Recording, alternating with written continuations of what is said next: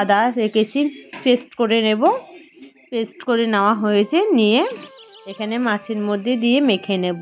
ঠিক আছে, যে মাছটা পিস পিস করে কেটে রেখেছি ভোলা ভেটকি, তার মধ্যে আদা বাটা, রসুন বাটা আর কাঁচা লঙ্কা বাটা দিয়েছি।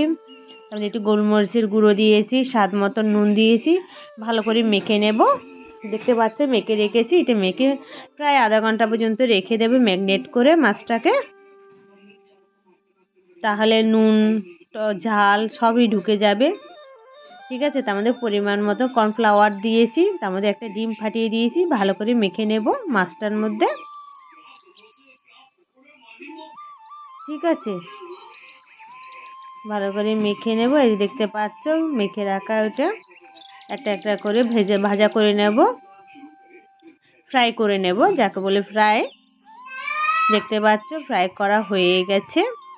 তারপরে ক্যাপসিকাম, একটু আদা কুচি, একটু রসুন কুচি, একটু কাঁচা লঙ্কা, পেঁয়াজ কেটে রেখেছি।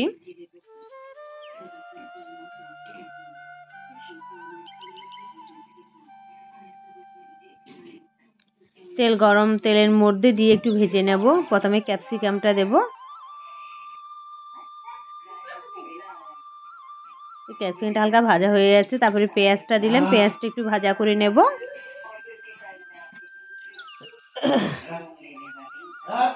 তারপরে আদা কুচি আর রসুন কুচিটাও দিয়ে দিয়েছি। ভাজা হয়ে যাবে একটু একটু করে, মানে একটু হালকা ভাজা হবে। দেখতে পাচ্ছ ভাজাটা হয়ে গেছে। তারপরে কাঁচা লঙ্কাটা দিলাম। কাঁচা লঙ্কাটাও ভাজা করে নেব হালকা একটু। ঠিক আছে,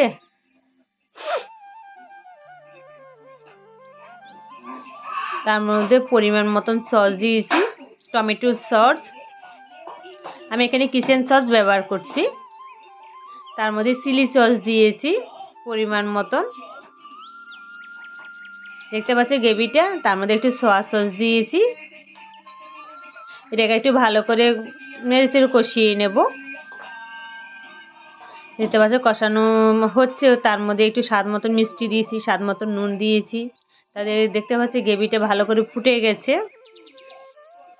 ফুটে যাওয়ার পর মানে ভাজা করে রাখা চিলি ফ্রাইটা দিয়ে দিয়েছি, যাকে বলে এখন চিলি ফিশ হবে। এবার ফ্রাইটা দিয়ে দেব। ক্যাপসিকাম আর পেঁয়াজ, মানে সব কিছু নিয়ে যে মশলাটা করেছি বা যা ফ্রাই করেছি সব দেওয়া কমপ্লিট হয়ে গেছে। রান্না কমপ্লিট হওয়ার সময় একটু গোলমরিচ গুঁড়ো ছিটে দিয়েছি। এই দেখুন আমার রেসিপিটা। যদি ভালো লাগে আপনাদের লাইক, শেয়ার, কমেন্ট এবং সাবস্ক্রাইব করবেন। আমার চ্যানেলটাকে দেখবেন, সবাই একটু সাপোর্ট করবেন। দেখার জন্য অনুরোধ রইল। Bye, tata.